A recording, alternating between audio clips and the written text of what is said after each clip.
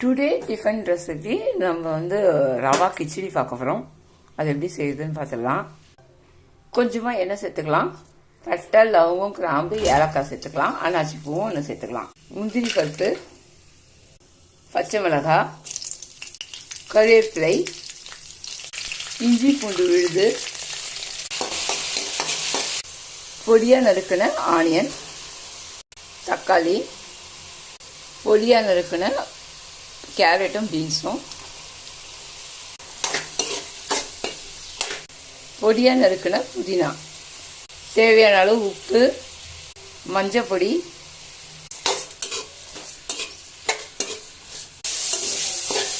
காய் நல்லா வதங்கிச்சு. இப்போ தண்ணி சேர்த்துடலாம். இப்போ தண்ணி கொதிக்கும் போது ரவையை கலந்துக்கலாம்.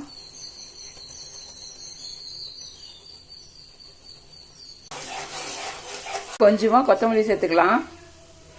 நெய் ஒரு ஸ்பூன் சேர்த்துட்டு தட்டு போட்டு மூடி வச்சிடலாம். ஒரு 2 நிமிஷம் தட்டு போட்டு மூடி வச்சுட்டு அப்புறம் ஸ்டவ் ஆஃப் பண்ணி ஒரு 2 நிமிஷம் கழிச்சு எடுக்கலாம்.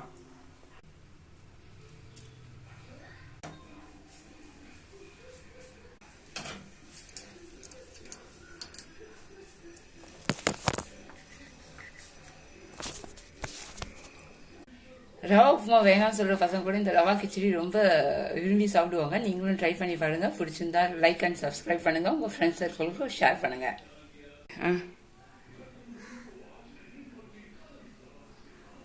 நீங்களும் ட்ரை பண்ணி பாருங்க. செம்ம சூப்பரா டேஸ்டியா இருக்கும்.